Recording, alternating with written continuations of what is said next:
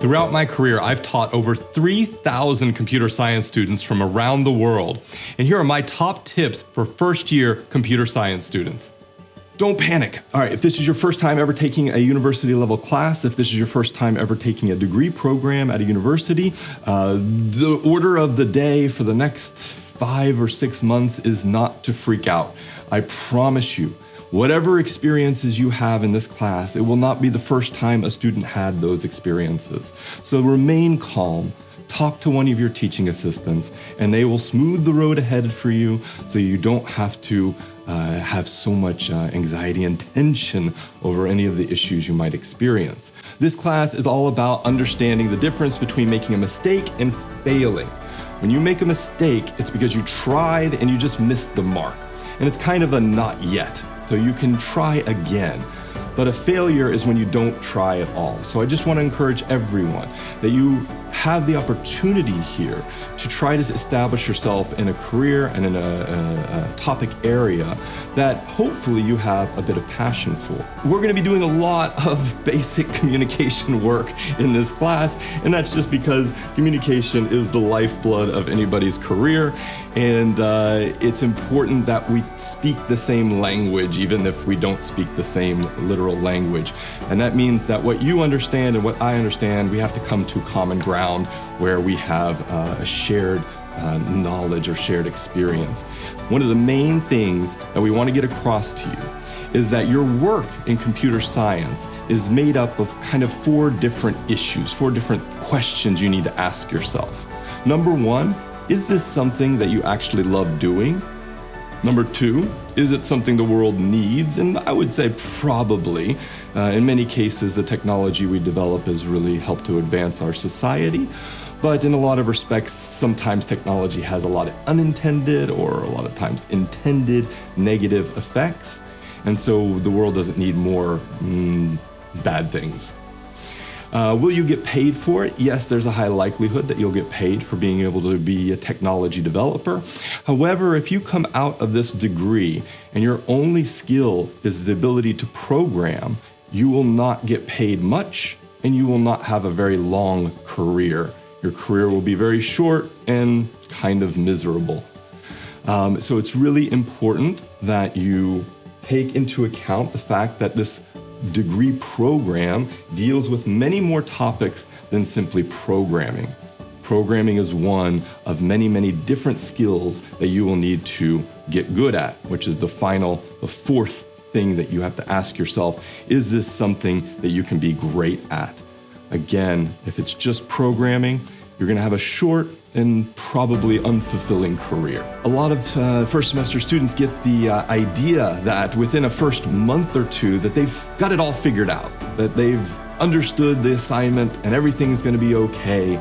But I want to point to something that science research shows us, which is the Dunning-Kruger effect. And that is that at an early stage of time, we'll say of this semester, you will kind of get that feeling of, I know what I'm doing. I got it all figured out.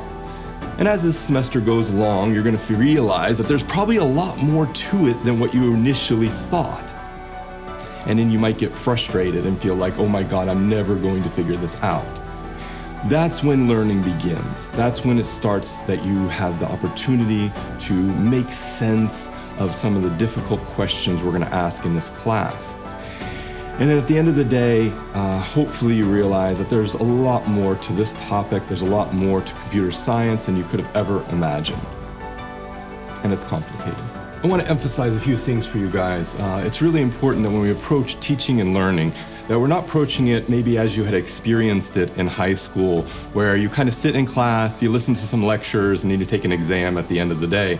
This is about self-directed study. So throughout your careers, whether it's this semester or any of the years after this, you're going to have to take the initiative to kind of learn on your own. And that's a part of growing in your field. That's a part of your professional development. Because there's not going to be a boss that you have at the end of the day in your future work that's going to sit you down and teach you everything that you need to know. The expectation is that they're going to be able to give you a specific mandate here, do this, and that you're going to be able to take that on and move forward with it. So I want to encourage any one of you who might experience barriers or challenges when it comes to teaching yourself to really try to find some tools to make that process easier. But higher education, in contrast to high school, is not like a swimming pool. So high school, you kind of have a swimming pool. We'll use a swimming pool metaphor here. You have lifeguards, you have a shallow end, you have a deep end, and you have people kind of working with each other. University life is more like the ocean. You're kind of just dumped in and expect to figure it out on your own. And that's not because we don't care about you. You are important. You are each individual wonderful people.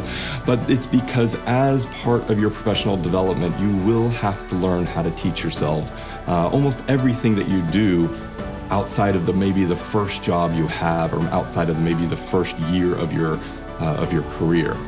What you learn in college isn't enough to keep you going for the next 40 years. Your career is not going to be built off of your degree. Your career is going to be built off of your ability to learn how to teach yourself. You guys as technology developers have a really high level of responsibility for moving society forward.